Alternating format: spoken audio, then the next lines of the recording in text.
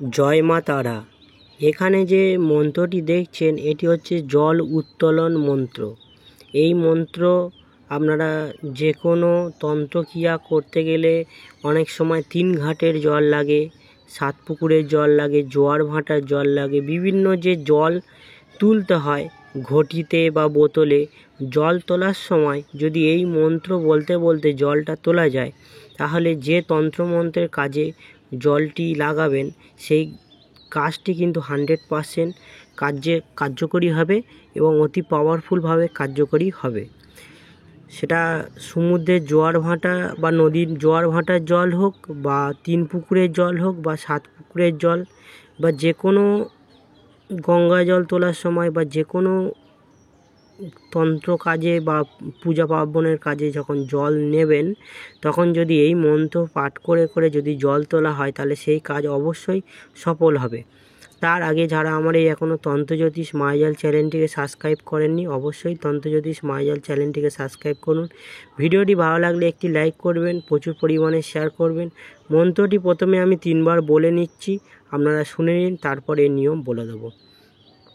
মন্ত্র হচ্ছে: প্রণমি তোমারে মাগো দেবী সুরধ্বনি, পূর্ণ করো মনোবাঞ্ছা করুণা রূপিণী, নাগিনী খেয়েছে মাগো বিষ ভয়ঙ্করী, শান্তি করো শান্তিময়ী এবে কৃপা করি, তুমি যদি দয়াময়ী দয়া না করিবে, পাতক নাশিনী নামে কলঙ্ক রটিবে, ওং গঙ্গায় সোহা, ওং বরুণায় সোহা। মন্ত্রটি আমি আরও একবার বলে দিচ্ছি। প্রণমি তোমারে মাগো দেবী সুরধ্বনি, পূর্ণ করো মনোবাঞ্ছা করুণা রূপিণী, নাগিনী খেয়েছে মাগো বিষ ভয়ঙ্করী, শান্তি করো শান্তিময়ী এবে কৃপা করি, তুমি যদি দয়াময়ী দয়া না করিবে, পাতক নাশিনী নামে কলঙ্ক রটিবে, ওং গঙ্গায় সোহা, ওং বরুণায় সোহা। এই মন্ত্রের সাহায্যে যে কোনো জলকে শুদ্ধ করতে পারবে।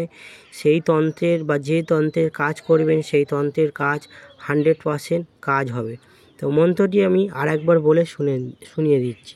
প্রণমি তোমারে মাগো দেবী সুরধ্বনি, পূর্ণ করো মনোবাঞ্ছা করুণা রূপিণী, নাগিনী খেয়েছে মাগো বিষ ভয়ঙ্করী, শান্তি করো শান্তিময়ী এবে কৃপা করি, তুমি যদি দয়াময়ী দয়া না করিবে, পাতক নাশিনী নামে কলঙ্ক রটিবে, ওং গঙ্গায় সোহা, ওং বরুণায় সোহা। এই মন্ত্র সিদ্ধ মন্ত্র, খাতায় আমি লিখে নিয়েছিলাম কার্যকারী মন্ত্র। এটি জল তোলার সময় যে কোনো তন্ত্র কাজের সময় এই মন্ত্র ব্যবহার করতে হয় বা ব্যবহার করি। মন্ত্রটি তবু নিয়ম এখানে একদম ছোট। উক্ত মন্ত্র পাঠ পূর্বক মা গঙ্গার উদ্দেশ্যে প্রণাম করিয়া জল তুলিয়া লইবে। একদম সহজ নিয়ম। উক্ত মন্ত্র পাঠ পূর্বক মা গঙ্গার উদ্দেশ্যে প্রণাম করিয়া জল তুলিয়া লইবে। জাস্ট মন্ত্রটি যখন জল তুলবেন, জাস্ট 1 বার থেকে 3 বার বলে আপনারা জল তুলবেন। তুলে যে তন্ত্রের কাজে লাগাবেন বা যে উদ্দেশ্যে জলটা কাজে লাগাবেন সেই কাজ অবশ্যই সাকসেস হবে।